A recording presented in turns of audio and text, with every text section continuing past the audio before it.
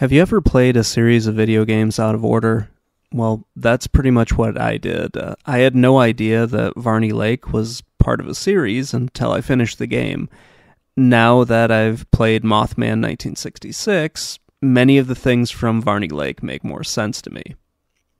So Mothman 1966 is a visual novel that's told from 3 different perspectives. It's a little weird. The story's kind of strange.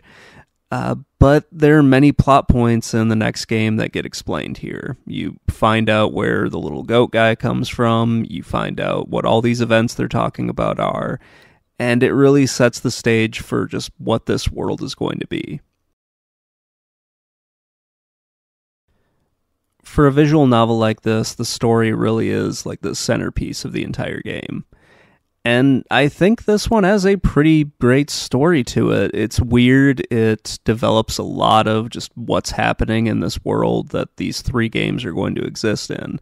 But I like Varney Lake's story a little bit more than Mothman 1966. So our story is told from the perspectives of Lee, who is a college student who is studying history, Victoria, who is another college student who happens to be pregnant with Lee's baby. That does come up later, but is kind of just dropped from the whole series. It's weird. And then we have Holt. He owns a gas station, and he collects experimental weapons from the Civil War. And he cares an awful lot about his grandmother. His grandmother is possessed by her grandfather's spirit, who died after an accident with one of these experimental weapons in the Civil War. Like I said, it gets really frickin' weird. There are 2 other characters in this. Elise is Holt's grandmother. And then there's Lou. He's a writer who seems to know an awful lot of things and does a great job of not actually telling anyone any of the important information that he knows until it's way too late. He seriously sucks at explaining things verbally, so I hope to God he's a good writer.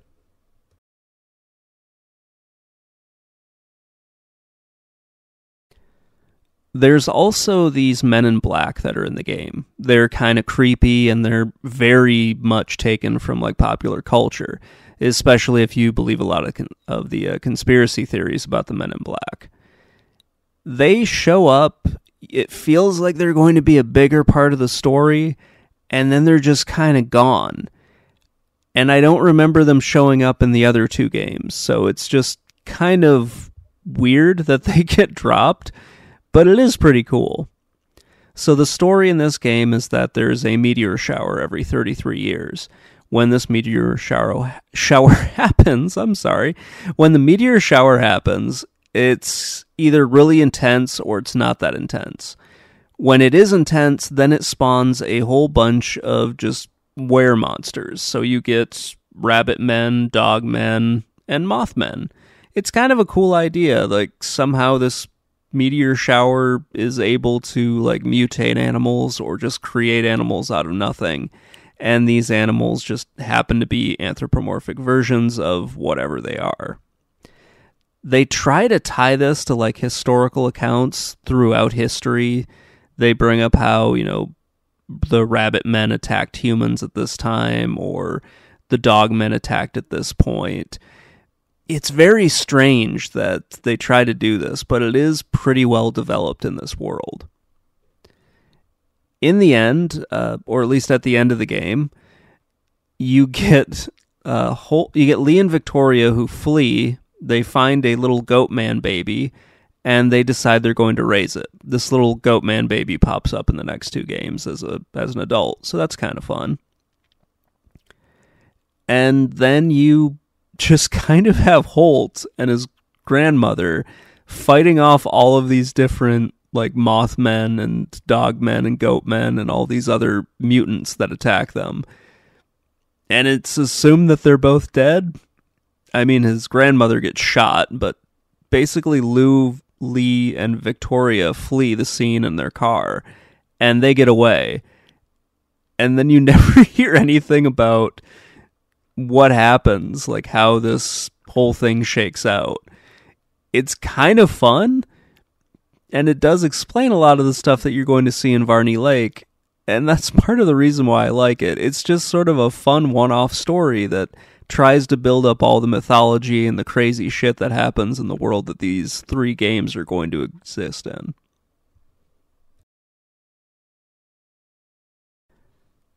So I have to talk about the characters here, because I don't like the character of Lee and I don't like the character of Victoria. I just think that they're horrible at communicating, especially with each other about very important things. They both just really suck at talking to each other. And some of that can be just chalked up to the fact that they're kind of new at this. They're in their early 20s, and they're still kind of figuring things out. But goddamn, are they just really bad at talking to each other.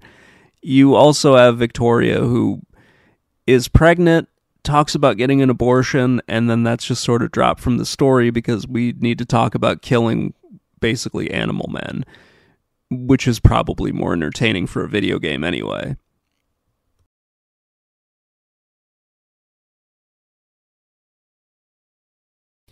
There really isn't too much to talk about here. Most of what you're doing is just reading a story, making some dialogue choices, and solving some pretty simple puzzles.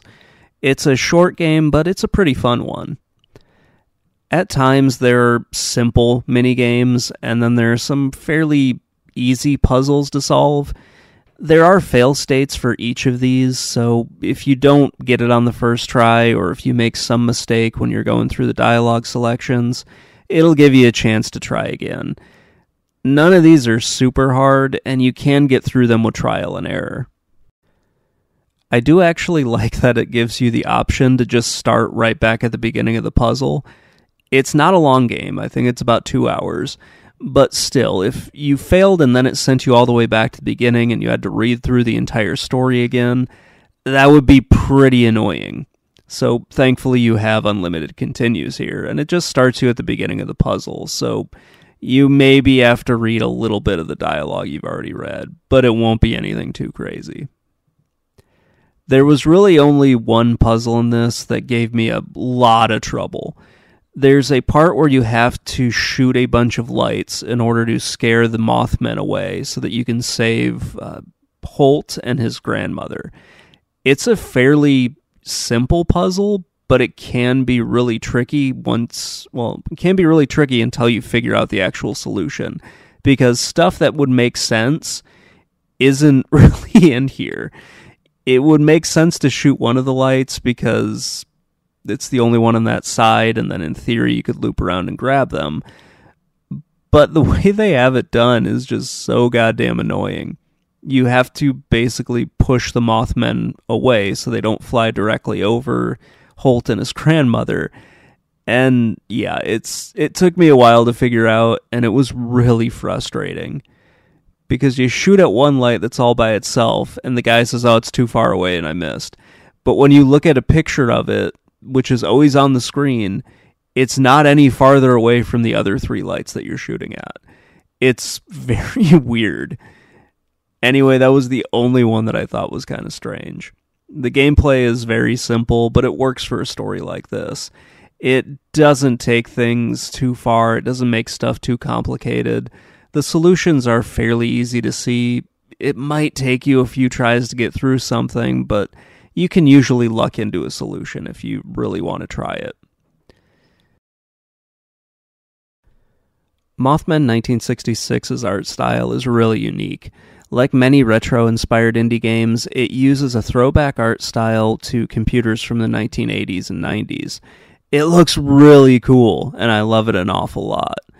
It reminds me of many of the different point-and-click adventure games that I played with my friend Andy, and it just looks really cool the way they did it. They use minimal colors in order to really make things stand out. So this one has a lot of blues and greens.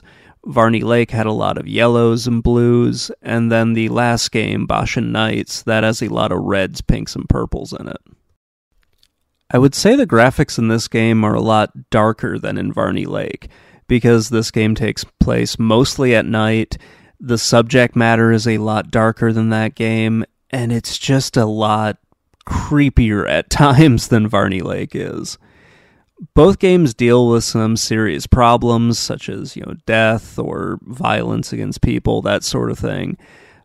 But Mothman 1966 looks an awful lot, it looks a lot creepier. And you see a lot of things that are just very black. You don't see a whole lot of bright and shiny things.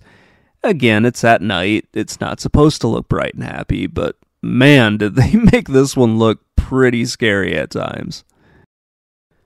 With this art style, it becomes very apparent whenever blood shows up on the screen because it stands out like a lot.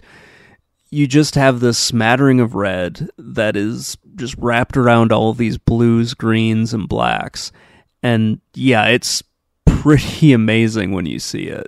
And it doesn't show up very often. I think the bat scene is the only one where you really have like a bunch of red on the screen. Aside from that, it's, again, a pretty dark game, but it works really well for this genre. I like the graphics an awful lot. It reminds me of just many of the games that I play with my friend Andrew. He had an older computer, so I mostly grew up in the 90s, and I didn't get to play a lot of, Apple II or Commodore 64 or games like that until I went to school and we had Apple IIs there.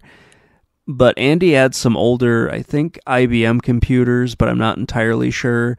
And we played a few kind of graphic adventures and point-and-click adventures on those. So that's what this art style kind of reminds me of. So the best way I can describe the ending, there are some movies out there that just kind of stop. They go through whatever they're going to go through. They tell the story they want to tell. And instead of wrapping it up in a nice, neat way for the audience, the movie just sort of ends. And then the credits roll and you're expected to just get the hell out of there and maybe think about what you saw and probably not enjoy it all that much. Mothman 1966 sort of does that, but it at least gives you some closure for what's going on. So we're left with three people. We have Lee, Victoria, and Lou, and they're getting the hell out of Dodge because Holt is left at his gas station with his grandmother after, his grandmother got shot, and they're fighting off wave after wave of these anthropomorphic monsters that are attacking this gas station. Holt's riding basically a steam-powered machine gun and just mowing these things down. And our three other heroes just bail on him. They're like, yeah, we're done. We're not doing this anymore. This is not what we signed up for. Poor Lee and Victoria just wanted to have a date to see what the meteor shower was all about. Lou's there because he's writing a book and being awkward, I guess. And yeah, so they leave that place, and then they find this little anthropomorphic goat baby just laying on the road. They stop, they pick it up, and they decide that they're going to raise it. Not Lou, he can go fuck himself. But Lee and Victoria decide they're going to raise it. So now they're going to have two babies. Because Victoria is still pregnant during this whole thing. So they're going to raise two babies. All right. Fair enough. That's how our story ends. Roll credits. And you don't really find out what happened with all of the anthropomorphic monsters. You just sort of assume that Holt killed them all. And that Holt also died because he never comes back. And that's just sort of the end of it. It does leave itself open for sequels, which there are, kind of. And yeah, it's just sort of a strange ending for me. I thought the game had a really creative story. There are a few interesting characters in it, but for the most part, I didn't really like Lee and Victoria all that much. And Lou is great for the entire series, but for this game, he was just sort of like, man, I really want to punch you in the throat because you're such just a dick about everything. He's a really weird character, and yeah, I don't know. He's a very strange person in these games. I did like Mothman 1966 quite a bit. I don't like it as much as Varney Lake. Both stories are pretty great, but this one just felt a little bit too short. and it felt like there needed to be more of an explanation of just what was going on. There were also just too few characters in this, and some of the characters we got really aren't that well developed. I'm glad that these characters show up in the other two games. That's kind of cool. But man, they just don't really do a whole lot with what they have. It would have been cooler to see more of the Men in Black, but that's me getting ahead of myself. Anyway, that's going to wrap things up. Let me know what you think in the comments below, and I will talk to you all later. Bye.